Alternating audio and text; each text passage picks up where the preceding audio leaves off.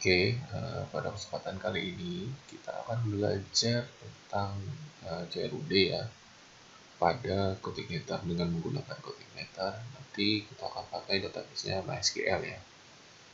Oke, pastikan teman-teman sudah mendownload framework CodeIgniter terlebih dahulu ya di website resminya di codeigniter.com. Ya, silakan download. Nah, di sini saya menggunakan versi 3 ya, dan saya sudah mendownloadnya di sini. Nah, ini yang seperti ini. Versi yang saat ini saya gunakan adalah versi 3.1.11 nih. Ya, saya ekstrak lalu pindahkan ke direktori htdocs masing-masing dari teman-teman. Nah, di sini saya masukkan ke direktori SAPP saya misalnya di drive E untuk SAPP-nya. Masuk ke SAPP, htdocs, ya, terus masuk ke belajar. Nah, di sini saya paste nih.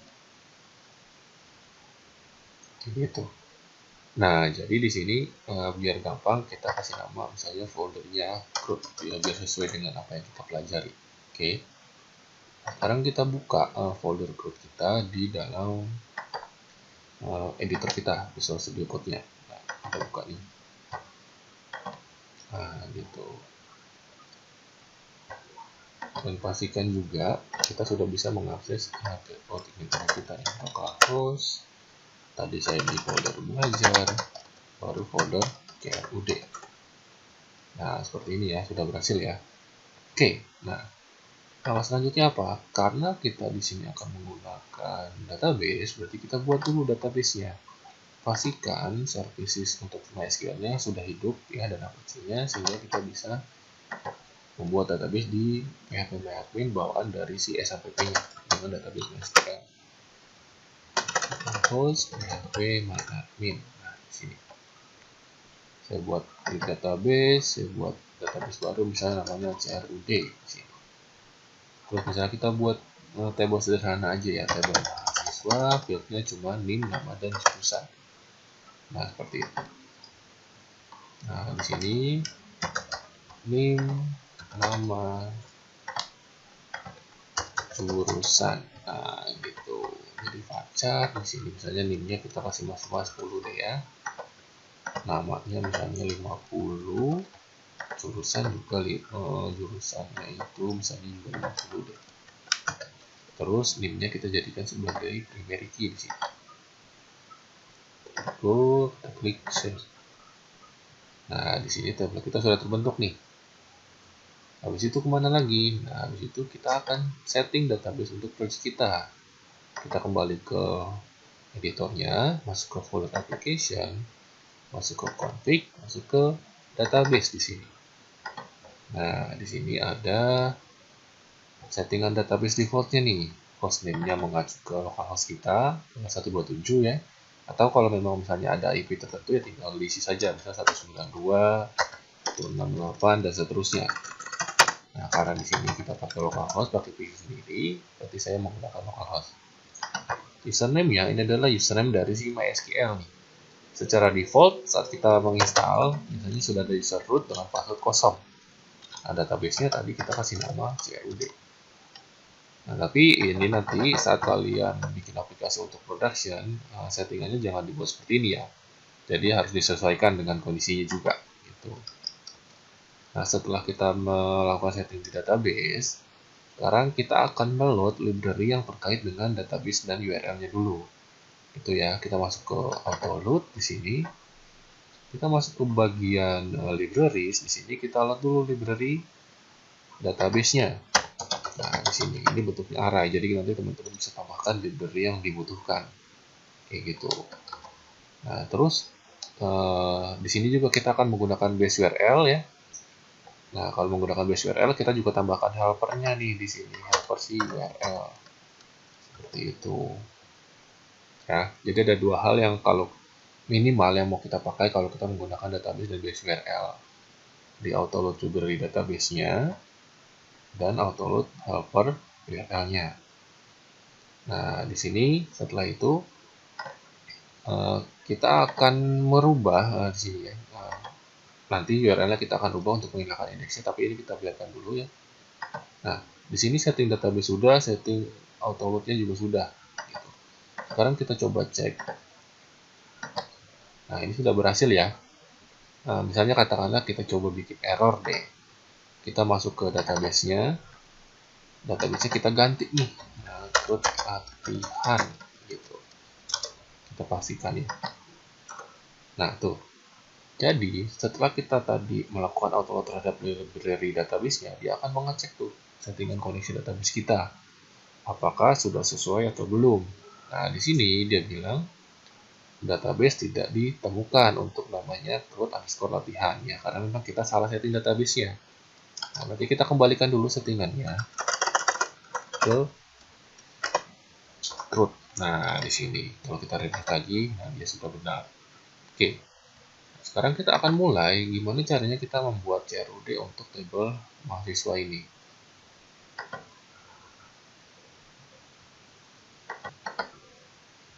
Oke, nah kita akan membuat code untuk tabel ini ya. Oke, kita langsung mulai aja. Oke, kita buat controller baru ya di sini. Misalnya katakanlah kita buat controller namanya mahasiswa. Nah, gitu.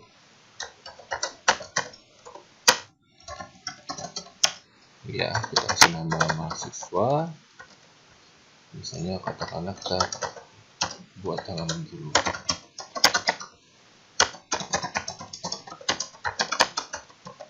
Misalnya seperti ini. Kita coba akses ya. Berarti localhost belajar /root /index.php /mahasiswa. Nah, ini udah ya. Nah, cuma kan di sini ada index.php-nya nih ya. Nah, ini kita bisa hilangkan dengan menggunakan htakses nih. Ya. Jadi di sini sebenarnya udah ada dokumentasinya htakses itu. Nah, kita masuk ke folder code. Nah, di sini ada user guide. Nah, kita bisa lihat di situ. Ya, sekarang kita buka user guide-nya.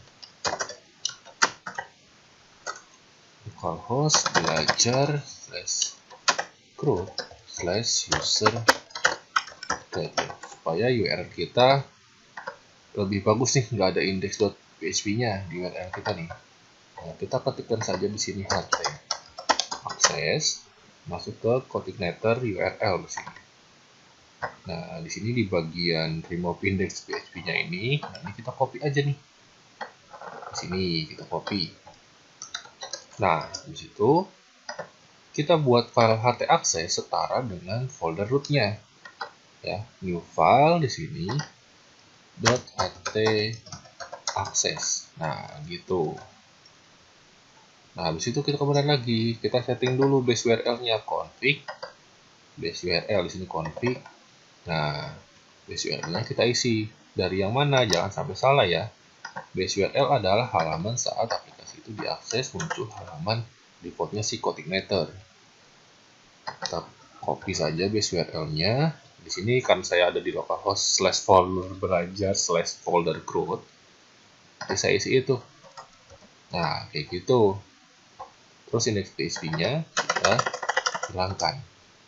Nah, sekarang kalau saya mau mengakses tadi controller mahasiswa, saya cukup base URL /mahasiswa sama controllernya nih. Oke, nah di sini dia belum ketemu nih. Coba ya kita ulangi. PHP /mahasiswa. Oke, sorry. Nah, ini mahasiswa. Oh, sorry. Mahasiswa. Saya typo nanti. Di mahasiswa. Nah, sudah berhasil ya. Oke. Nah, sekarang kita akan buat tampilan data dari mahasiswa dulu. Berarti ini kita tutup, sudah boleh ditutup ya. Nah, di fungsi index ini nanti kita akan tampilkan data mahasiswa dalam bentuk tabel gitu ya. Oke. Kita akan buat dulu HTML-nya. Jadi misalnya katakanlah kita buat dulu di folder di dalam view ya. Katakanlah kita bikin folder baru namanya mahasiswa.php. Nah, gitu. Sorry. Ini folder, berarti ekstensinya kita buang. Nah, seperti ini ya. Nanti di dalamnya kita buat beberapa view untuk menampilkan datanya, editnya, dan tambah datanya gitu. Nah, di sini fungsi index kita samakan saja filenya dengan Yang ada di view berarti mahasiswa index.php. Nah, nanti di sini itu adalah tampilan data mahasiswa dalam bentuk table. Berarti di sini kita load nih view-nya. Berarti kan this load view, berarti apa nih? Foldernya dulu berarti ya, mahasiswa. Di sini karena ada di folder mahasiswa, baru kita panggil view-nya yang namanya index gitu. Nah, di sini kan pasti kosong nih karena memang kita belum bikin desain indeksnya. Nah, kita kembali ke indeksnya, kita bikin HTML standar di sini. Nah, HTML standar ya, misalnya katakanlah title-nya data mahasiswa gitu. Di bodinya misalnya kita bikin A1, misalnya tambah data mahasiswa, di sini kita kasih tambah data, kita tes dulu. Nah, sudah muncul ya. Nah, nanti ini tambah data kita linkkan dengan URL untuk tambah datanya. Sekarang kita bikin table dulu, table itu ya. Tadi kan kita bikin kolomnya nih, berarti tr ya, tr itu table row ya, terus th untuk feedernya, misalnya name, th pertama, th kedua, nama, th ketiga, jurusan. Nah gitu, ini harusnya sudah muncul seperti ini. Tuh. Misalnya kita kasih border dengan 1 supaya ada garisnya. Nah gitu. Nah, sekarang kita bikin dulu data contohnya nih, misalnya tr juga di sini ya. Nah, kalau di sini kita pakai td, kenapa? Karena ini kan bukan headernya tuh. Kenapa kita pakai th? Supaya ada boldnya juga di headernya. Gitu. Nah, misalnya di sini contoh name-nya 01. Namanya adalah Udin. Terus jurusannya berarti misalnya sistem informasi.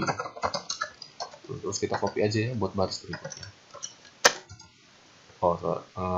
Udin 02 ini misalnya katakanlah Budi, ini misalnya teknik informatika. Nah, ini gitu. Oke, nah misalkan seperti ini nih. Ini ya. Nah, cuma kan ini datanya di hardcode nih. Harusnya kan kita bikin data dari database nih. Nah, sekarang kita coba insert data dummy dulu ya. Masuk ke PHP Maven-nya, table mahasiswa. Klik insert. Nah, misalnya katakanlah tadi name-nya 001 Andri. Oh, Andri sistem informasi. Misalnya katakanlah lagi 02 misalnya Budi. Teknik informatika. Kita go. Nah, dia kan udah nge-set tuh 2 data ke table mahasiswa.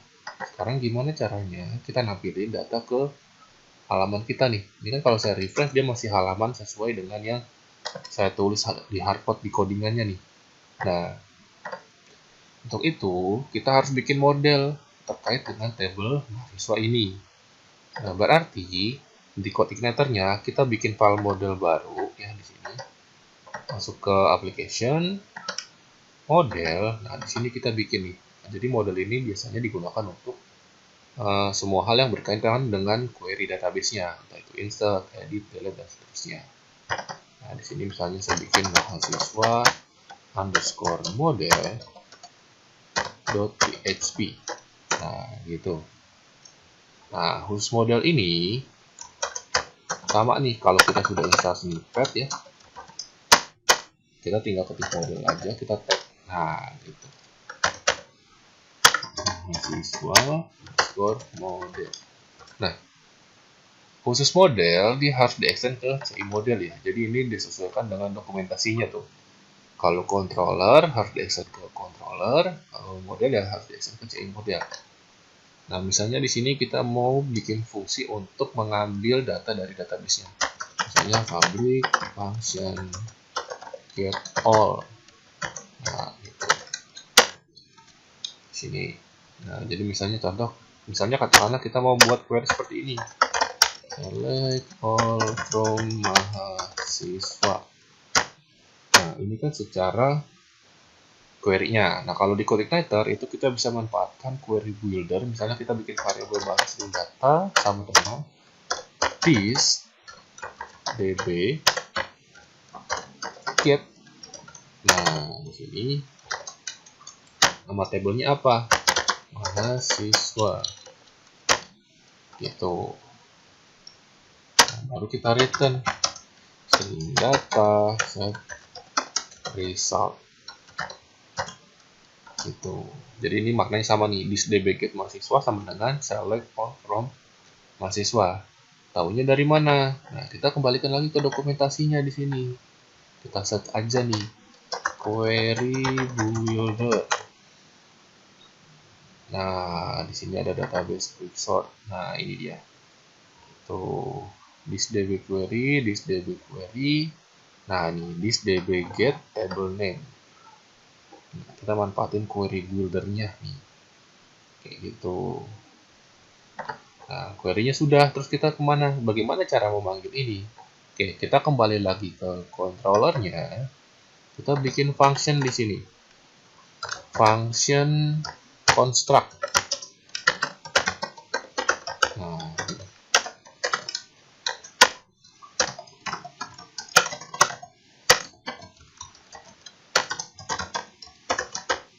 Nah, terus kita load modelnya tadi tuh, kita panggil modelnya di dalam controller ini. Berarti apa? This load model.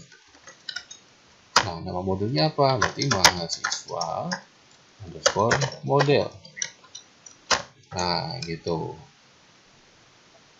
Nah, cara memanggilnya seperti apa? Cara memanggilnya seperti ini. Misalnya katakanlah string mhs sama dengan this. Nah, ini this berarti nama modelnya, berarti yang ini.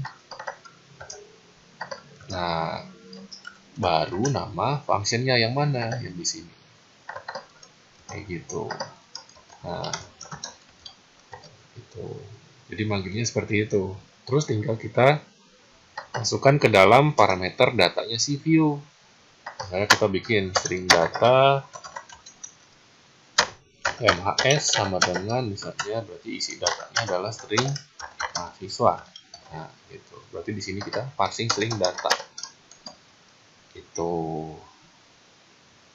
Nah, ini kalau kita nggak pakai alias nih. Jadi sebenarnya ini kan panjang ya, mahasiswa underscore model. Kita bisa kasih alias. Kita kasih koma, aliasnya sebagai apa? Misalnya mhs. Nah, kalau kita udah kasih seperti ini, kita nggak perlu dengan nama fullnya nih, kita cukup dengan nama yang disingkatnya. Nah, seperti itu. Kayak gitu ya. Nah, terus karena datanya sudah dapat, kita lempar ke dalam view-nya. Nah, sekarang gimana di view-nya? Kita kembali lagi ke view index-nya, yang ada di folder view, mahasiswa index ya. Nah, di sini kita tinggal lakukan perulangan. Berarti kan di sini ya, ini kan header-nya, berarti datanya kan 2 ini yang di bawah. Nah, kita lakukan perulangan di sini. Kita buka tag PHP-nya, kita buka tag for each, gitu ya. String apa nih? Nah, stringnya ini bergantung sama variabelnya. Oh, di sini dia pakainya mhs, berarti string mhs. As apa variabel barunya? As r, misalnya row. Gitu. Nah, gitu. Terus, yang ini kita hapus saja, karena kan cuma memang kita looping, cukup itu satu. Nah, kita bikin lagi PHP untuk end for each-nya. Nah, gitu. Nah, berarti di sini apa nih? Ya, kita ganti dengan variabel dari yang baru sini. String r ya. Nah, berarti PHP echo string r. Nah, di sini berarti apa? Name. Itu. Nah, berarti tinggal kita copy aja. Ini berarti diganti jadi nama. Nah, yang bawah ini tinggal diganti jadi jurusan. Nah, gitu. Nah, sekarang kita coba cek ke browsernya. Benar nggak nih dia sudah tampil? Nah, tuh sudah benar ya, sesuai dengan nama dari database-nya. Oke, kita coba tambahkan lagi deh, misalnya katakan 003. Citra misalnya, jurusannya akuntansi. Nah, sekarang kita cek lagi. Nah, tuh sudah sesuai ya. Oke, nah di sini cara pemanggilan arraynya ini bergantung sama dengan apa yang kalian kembalikan dari modelnya. Contoh di sini nih. Karena di sini saya mengembalikan dalam bentuk result, berarti dia dalam bentuk objek standar kelas. Makanya cara mengaksesnya menjadi nama variabel, tanda panah, nama fieldnya. Tapi kalau di sini saya pakainya result array, ya, dia memanggilnya tidak bisa seperti ini. Karena dia pasti akan error. Tuh. Kenapa? Karena cara manggilnya beda. Kalau yang array, kalian harus ubah. Jadi seperti ini. Cara memanggil seperti array. Gitu. Nah, jadi ini nanti kalian sesuaikan dengan kebiasaan kalian saja gitu ya. Gitu. Tapi dua-duanya bisa digunakan. Tapi yang penting kalian harus paham cara memanggilnya. Nah, tuh sudah tidak error ya. Karena ini udah bentuknya si result array. Oke, saya kembalikan lagi ke result ya, berarti di sini. Saya balikin ke result. Nah, gitu. Ini udah nggak error. Oke. Nah, berarti untuk menampilkan data kita sudah berhasil nih. Gitu. Nah, sekarang tambah data, edit sama delete-nya gimana, Pak? Nah, oke. Di sini kita akan bikin nih linknya. Pertama tambah data. Terus nanti ada edit sama hapus ya. Berarti kita bikin dulu di controllernya. Misalnya katakanlah public function tambah. Misalnya. Ya, terus kita bikin lagi dulu. Public function edit. Nah, terus satu lagi. Nanti public function hapus. Nah, itu fungsi untuk masing-masing fungsinya ya. Nah, sekarang kita tempelkan fungsi ini di masing-masing objeknya. Contoh, ditambah data. Nah, kita pasang arrep-nya nih. Arrep gitu ya, tambah data. Nah, seperti itu. Berarti linknya adalah di sini. PHP echo base URL. Nah, base URL-nya itu dari mana? Dari sini yang sudah kita definisikan tadi nih, yang ini. Yang ada di mana? Di file config ada config.php. Nah, ini adalah base URL-nya, berarti dia memanggil URL ini. Kayak gitu. Terus berarti slash-nya apa? Controllernya namanya mahasiswa. Terus tadi ada function berarti tambah. Nah, kayak gitu. Jadi URL ini akan menghasilkan seperti ini. Base URL seperti ini. Saya taruh di atasnya deh ya. Nah, URL-nya itu akan menghasilkan URL seperti ini. Base URL mahasiswa slash tambah. Nah, kayak gitu. Jadi kalau kita kembali ke halamannya, nah, oke, sorry, ini ada yang kurang nih, mahasiswa index line 11. Dan 11, oke, ini belum ada tinta tutup PHP-nya. Nah, gitu. Refresh. Nah, sudah ada linknya. Jadi kalau kita lihat di bagian bawah di sebelah sini ya, itu ada tuh linknya tuh. Tambah data mahasiswa tambah. Kalau saya klik, nah dia akan lari ke controller mahasiswa, fungsi tambah. Gitu. Nah, sekarang kita buat dulu link untuk hapus sama editnya dulu ya. Nah, berarti kita bikin tambah nih di head-nya. Kita tambahin aksi. Nah, gitu. Terus kita bikin satu tadi juga. Nah, misalnya kayak gitu. Misalnya katakanlah ada edit sama hapus. Nah, kita kasih link juga di sini. A untuk yang editnya. Kita kosongkan dulu linknya. Nah, sama magnet juga untuk hapusnya. Nah, gitu. Sekarang tinggal kita isi di sini. PHP echo base URL berarti apa? Mahasiswa slash editnya tadi di fungsi edit juga ya, berarti edit. Nah, seperti itu. Nah, ini kita copy dulu. Sekarang ada tinggal diganti nama fungsinya aja. Nah, berarti di sini hapus. Oke, ini saya taruh di bawah ya. Nah, gitu ya. Oke. Cuma yang membedakan di sini adalah kalau kita mau menghapus dan mengedit, kita kan butuh parameter datanya ya, ID mana atau NIM mana yang mau dihapus. Nah, berarti di sini kita tambahkan di sini ya. Nah, di sini string R gitu ya, di sini. Kita tambahkan string R NIM.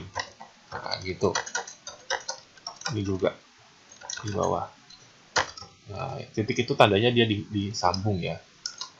Ya, jadi kalau saya refresh, nah linknya udah ada nih, kita arahin dulu kursornya. Nah, di bawah kan edit nyambung sama 01 tuh, harusnya kan ada slash lagi ya. Nanti kita kekurangan slash 1 di sini. Nah, gitu. Nah, berarti dihapus sama editnya, kita tambahin juga nih di sini parameter, misalnya NIM. Karena dia butuh parameter ya, NIM di controllernya. Oke. Nah, kita refresh. Nah, linknya sudah berhasil tuh di bawah. Ya. Jadi ada mahasiswa slash edit slash NIM-nya. Kalau saya ganti ke Citra, mahasiswa slash edit slash 03. Udah sesuai itu. Nah, gitu. Sekarang kita akan masuk ke dalam pembuatan fungsi tambahnya dulu nih. Berarti kan kita buat form baru ya. Jadi ini saya kasih keterangan dulu deh. Yang pertama, ini biar kelihatan. Saya copy dulu deh. Nah, dia menghasilkan URL mahasiswa edit slash NIM-nya. Ya, untuk yang NIM. Itu lagi berarti untuk yang hapus. Nah, jadi sebenarnya dia menghasilkan URL seperti itu tuh. Sesuai dengan lokasi di laptop saya. Ya, jadi kalau misalnya folder urutan kalian localhost langsung root, berarti belajarnya nggak ada di situ. Oke. Nah, file indexnya sudah. Sekarang kita bikin untuk tambahnya nih. Berarti kita bikin file baru. Di view mahasiswa bikin form tambah. Berarti tambah .php. Nah, gitu. Kita bikin HTML lagi di sini berarti ya. Misalnya katakanlah form tambah gitu. Nah, di sini biar rapi kita pakai table ya. Table juga. Nah, gitu. Misalnya tr untuk yang ini-nya. Nah, tb nih titik 2 gitu ya misalnya. Nah, ini inputannya ini apa tuh? Kita pakai input type text ya karena dia itu NIM, bentuknya karakter. Name-nya kita kasih nama NIM. Terus misalnya kita kasih required, jadi dia harus diisi. Nah, sekarang kalau kita klik tambah, nah masih belum muncul nih. Kenapa? Karena kita belum panggil view-nya.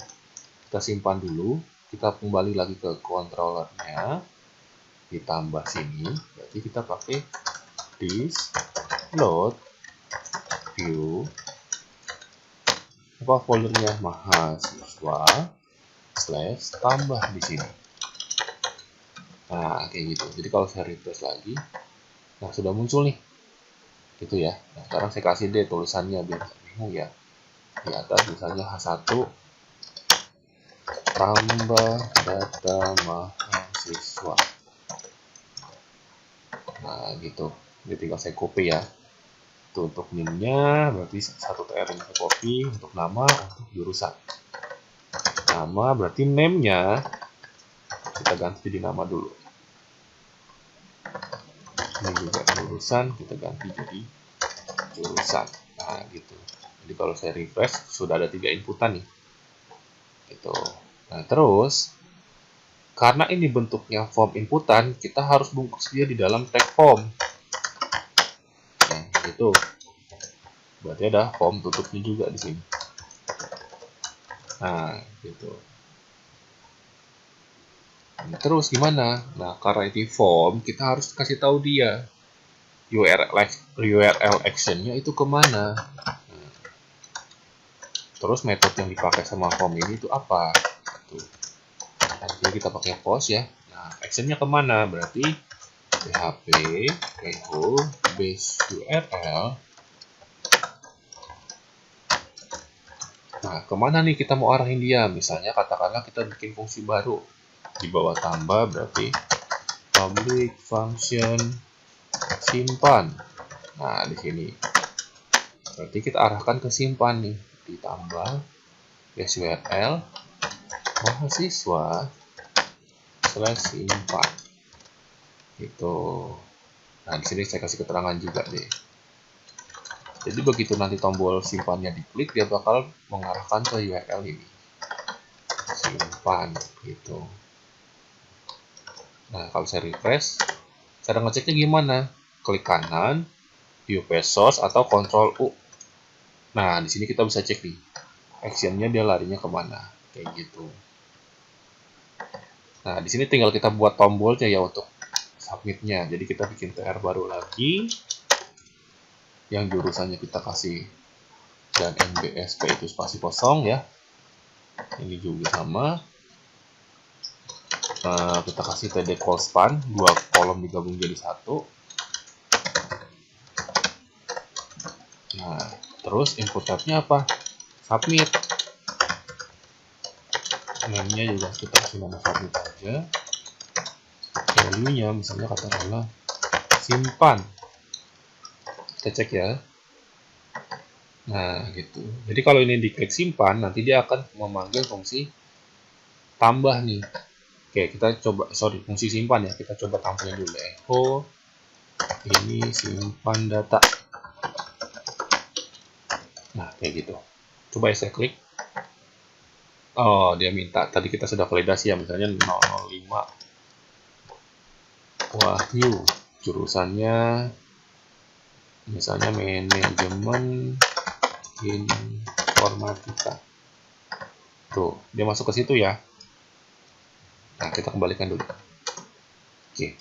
Nah, sekarang berarti kan sudah masuk ke sini nih. Nah, terus gimana cara nyimpan datanya? Oke. Pertama, kita tangkap dulu inputan dari formnya. Misalnya katakanlah this name sama dengan dari mana? This input post. Nah, di sini postnya ini nama variabel dari formnya. Kita kembali lagi ke form tambah. Ini nih, name, nama sama jurusan. Berarti kita ambil itu untuk di fungsi tambahnya. Berarti di sini name.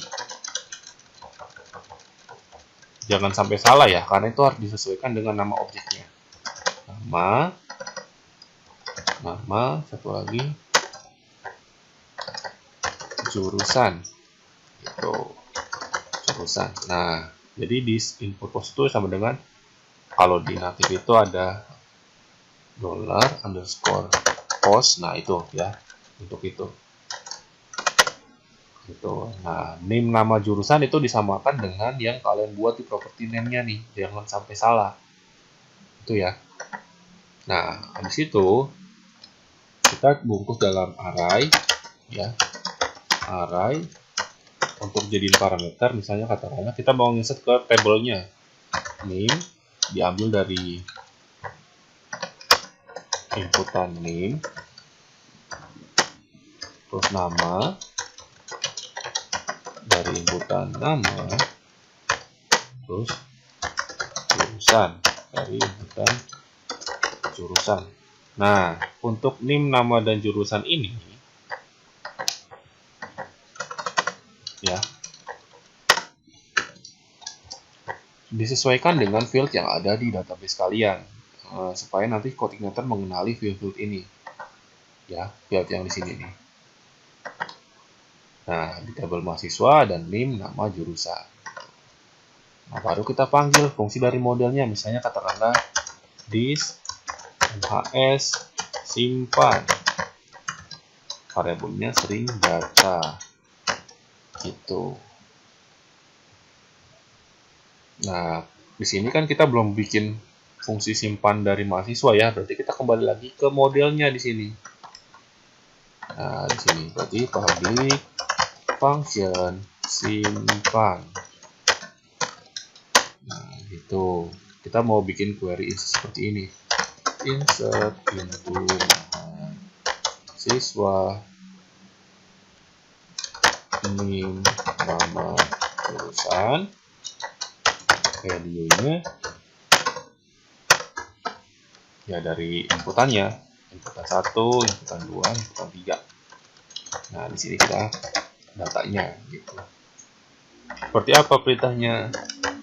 This db insert. Insert kemana? Ke mahasiswa. Apa yang diinsert? String data. Nah, gitu. Gitu. Jadi kita kasih tahu return this db affected rows. Kita kasih tahu tuh berapa jumlah data yang berhasil ke insert. Jadi di sini kembali ke controllernya, kita kasih validasi. Nah, misalnya katakan kayak gitu. If row lebih dari 0 berarti datanya masuk ya. Nah, berarti di sini katakanlah kita coba dulu. Data tersimpan. Else data gagal tersimpan. Nah, kita coba dulu nih. Misalnya tadi 005 Wahyu manajemen informatika. Saya klik simpan. Tuh, data tersimpan. Berarti kondisi kita masuk. Kita cek dulu di database-nya. Bener nggak nih dia tersimpan? Nah, bener ya. Dia masuk nih. Gitu. Nah, sekarang karena ini sudah berhasil, ini kita remark aja. Gitu. Terus kita masukin ke dalam, kita redirect. Kita arahkan kalau dia berhasil tersimpan kembali ke halaman mahasiswa. Gitu. Nah, misalnya kalau dia gagal, kita arahkan kemana nih? Misalnya katakanlah kalau gagal ya arahkan aja ke form tambah lagi. Misalnya redirect mahasiswa / tambah. Gitu. Jadi maksudnya ini adalah dia diarahkan ke halaman mahasiswa nih, controller mahasiswa. Fungsi index berarti. Nah, sekarang kita coba lagi.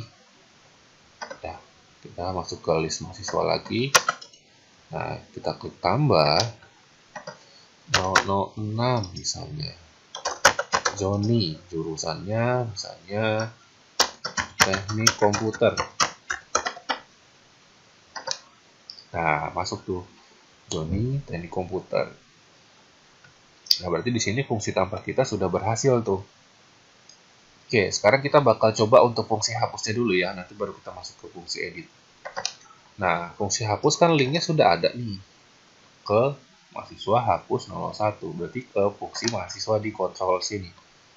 Nah, berarti di sini kan ya. Nah, berarti kita bikin dulu modelnya untuk menghapus mahasiswa.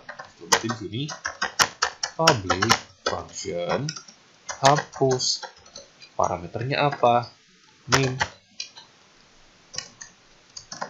Nah, gitu. Fungsinya apa? This db gitu ya. Get where this db where. Nah, di sini misalnya katakanlah name, value-nya dari name. Terus kita kasih this db delete. Table apa yang mau di delete? Misalnya katakanlah mahasiswa. Kita kasih tahu lagi berapa baris yang berhasil dihapus. Nah, gitu. Sekarang kita masuk lagi ke controllernya. Kita panggil nih fungsinya. Itu ya. Berarti di sini string row sama dengan this, nama modelnya MHS ya, yang sudah disingkat di sini, jangan sampai lupa. Terus terus di sini berarti hapus. Nah, parameternya name. gitu. Kita kasih kondisi if string row lebih dari 0, misalnya katakanlah. Kita pesan dulu data dan hasil dihapus. Setelah itu berarti data gagal dihapus. Nah, kita coba nih. Set, kita pilih, misalnya Joni kita hapus nih. Nah, data berhasil dihapus. Bener nggak datanya hilang? Kita cek aja di tabelnya. Nah, Joni sudah nggak ada tuh, karena Joni sudah dihapus. Nah, gitu. Nah, sekarang kita modifikasi lagi. Berarti kalau berhasil, ya sama. Kita arahkan ke halaman mahasiswanya lagi. Di direct. Nah, mahasiswa. Gitu. Nah, terus yang bawah berarti kita kalau gagal hapus ya udah kita arahkan ke halaman yang sama aja juga. Nah, begitu. Nah, berarti menampilkan sudah, tambah sudah, hapus juga sudah. Sekarang gimana caranya untuk edit? Oke, untuk edit karena formnya sama ya, kita buat dulu view-nya deh. Untuk view-nya kita duplikat aja nih dari yang tambah gitu ya. Jadi dari yang tambah kita copy, kita paste di sini juga, kita ganti aja namanya jadi edit. Nah, gitu. Yang tambah kita tutup. Config juga. Nah, di sini kita ganti labelnya. Edit data mahasiswa from edit. Nah, berarti di sini adalah ring-nya kita rubah nih. Update yang tadinya simpan menjadi update di controllernya. Berarti di sini di bawah edit nanti kita bikin dulu public function update. Nah, gitu. Itu dulu ya. Nah, di sini sekarang kalau misalnya saya klik edit, nah itu formnya masih kosong karena belum kita panggil view-nya. Jadi kita masuk ke edit dulu sini. Berarti apa? This load view mahasiswa, apa namanya tadi, edit ya. Nah, gitu. Nah, sudah tampil. Cuma kan permasalahannya kalau kita ngomongin edit pasti harusnya datanya sudah muncul nih di sini. Nah, gimana caranya? Berarti kita harus dapetin dulu data sesuai NIM-nya. Itu kan ya. Berarti kita bikin query dulu untuk ngambil data sesuai yang dipilih. Berarti di sini misalnya public function get data by ID misalnya. Nah, kita kasih parameter di sini string name. Berarti di sini this db where. Nah, where-nya berarti name string dan name. Nah, terus berarti this db get. Nah, kita get apa nih? Mahasiswa gitu. Misalnya ini kita tampung ke dalam variabel. Terus kita return string data result. Nah, kayak gitu. Jadi kita dapat tuh datanya. Nah, kita panggil di dalam controllernya. Berarti di sini misalnya string data, kita taruh di indeks mahasiswa ya, sama dengan this MHS ya, jangan lupa nama modelnya get data by ID, berarti parameter name. Nah, gitu.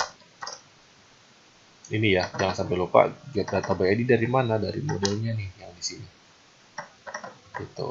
Nah, sekarang berarti kita lempar parameter ini ke dalam view-nya. Nah, gitu. Nah, berarti sekarang kita bisa tampilkan masuk ke form edit-nya. Di sini value-nya kita tambahin di sini. Nah, kayak gitu berarti php echo string mhs index ke 0, kita kasih name misalnya.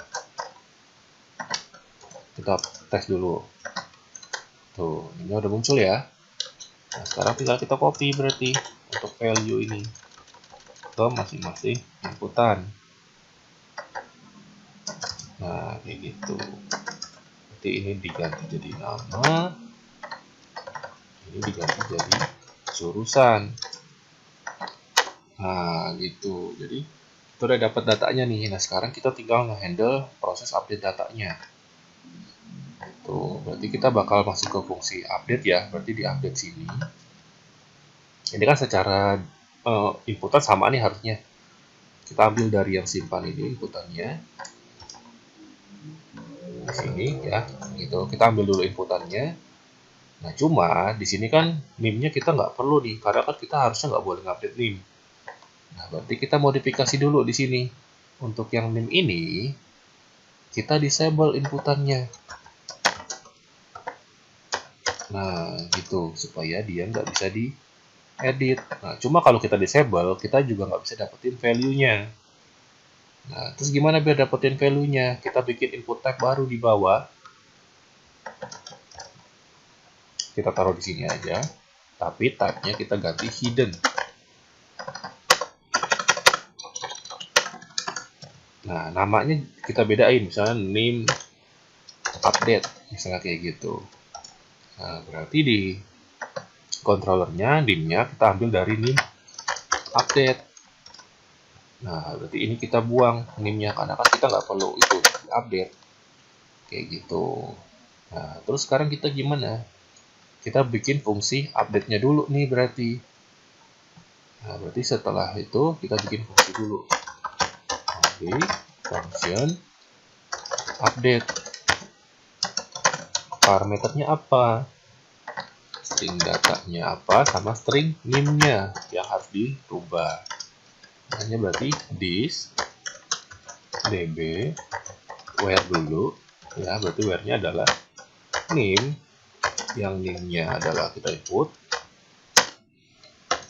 terus this db update, itu nama tabelnya mahasiswa, datanya apa dari variabel data. Nah, baru kita kasih affected row-nya, kita kasih tahu data yang berubah itu apa gitu.